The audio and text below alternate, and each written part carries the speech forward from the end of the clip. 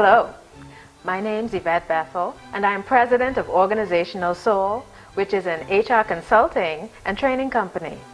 My topic today is Who's Afraid of the Big Bad Wolf? And it's about bullies who are bosses. There are bully bosses lurking around offices who feel they have to make themselves look better when they put down members of their team. They don't welcome new ideas. In fact, they are so destabilized by new ideas that they reject the idea is not viable, or they say that they already thought of it. Or they criticize both you and the idea. The bottom line is that they are threatened by your creativity because they assign themselves to the only role that allows idea generation. So if they didn't come up with it, then they seek to destroy it altogether. Insecure bosses can create extreme discomfort for their employees. If a manager is threatened by the employee, a number of tactics can surface.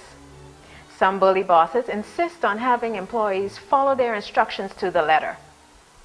They don't allow thinkers to think. But hold on a minute. They can't afford for this to happen. They might be upstaged. Manager bullies are uncomfortable with intelligent, forthright employees who say things as they see them. These free-thinking employees are not afraid to speak their minds. This is a huge risk for bullies because they may perceive you as putting their jobs or their livelihood at risk. And so their survival instincts kick in, and you are put in the line of fire. When their survival instincts activate, manager bullies attempt to harass employees in different ways. They make veiled or unveiled threats, or they withhold something you earned. To turn up the pressure, some managers tell lies to manipulate employees into turning against you so they can control you. Some manager or supervisor bullies take control to the extremes by constantly keeping tabs on employees they're targeting, calling them frequently and at odd hours, and sending emails that reek of pettiness or accusatory overtones. There are oftentimes no limits to the tactics bullies deploy. They can resort to negating everything you say, minimizing your contribution, taking disciplinary action for reasons that don't warrant it, frustrating you with unwanted assignments, busy work, or narrow-mindedness. They also ignore or interrupt you, sabotage you, display negative body language, practice unethical behavior like delaying or reducing your raise, or they direct angry or loud outbursts at you. They gossip about you, constantly insult you, or fire condescending remarks. In environments like these, there's fair and unmistakable tension. Everyone on the team feels it, no matter who's being directly affected. When this happens, employees tend to move into avoidance mode because they don't want to be faced with a direct verbal assault. In some cases, the employee feels trapped because if they tell the bully about the undesirable behavior, the behavior could worsen. If employees tell their boss's boss about the behavior, this could lead to continued or worse harassment. If employees report the behavior to a lawyer, they could experience other complications that jeopardize their jobs.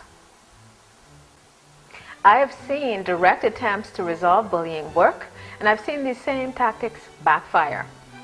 There are times when employees think there's safety in numbers, so they report the inappropriate behavior as a team. But this too can work, or it can backfire.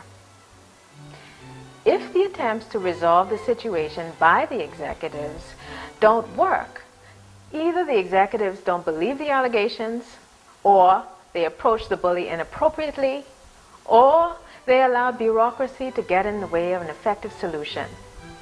Sometimes executives may be afraid of the bully themselves or compromised, and they can't take definitive action. In cases like these, nothing effective may be done by the executive, or even worse, the bully may receive a meaningless tap on the wrist. Then there are unpredictable bullies who swing from being easygoing and friendly to angry, unpredictable monsters who spew insults and caustic criticisms without discrimination. The psychologists may call it a bipolar disorder. Employees call it a living hell. They live in an environment that is palpable with fear of the next surprise attack.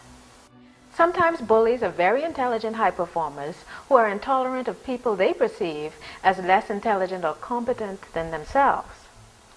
As the Arabic proverb goes, a wise man associating with the vicious becomes an idiot. Let's take a look at the costs of bullies.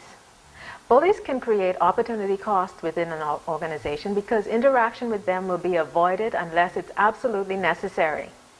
If avoidance is the chosen path by the majority, your business results are compromised, new ideas are limited, employee morale is low, the quality of customer service can suffer, and you can lose good employees to the competition.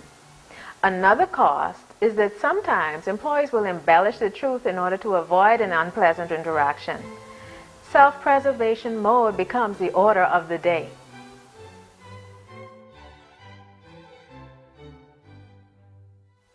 So here are some ideas for how you can neutralize bullies from a book by Robert Sutton. Sometimes everyone in the organization is afraid of the big bad wolf. Employees, their peers, their bosses, and executives. In Sutton's book, he recommends a number of tips for surviving bullies. They are, firstly, reframing how you see things. Switch from pessimism to realistic optimism. Then, develop emotional detachment from the dysfunctional behavior. Then you can look for small wins. Other people choose to limit their exposure to the abusive behavior. Still others fight and win the right small battles. You can also create an exit strategy and leave the organization or department if you've done everything you can to create a workable solution. Take note, I am not advocating running away from your problems. I support attempting various solutions, and then if they don't work, decide what's best for you and your career. You may never use it, but you know it exists. In some organizations, employees are expected to resolve their issues with bully bosses.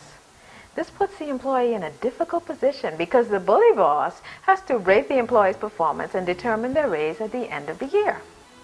Bully bosses can be successfully neutralized by their bosses if their bosses take ownership of the problem and take corrective action. The first line of corrective action is the provision of opportunities for counseling, coaching, or training for the bully boss. If opportunities for self-development don't help the bully boss, determine if they can be rehabilitated and if they can operate effectively in another role. You can consider a lateral placement with no responsibilities for staff, a demotion, or even dismissal. Always keep in mind, bosses or executives can only act if they're given permission to share your complaint.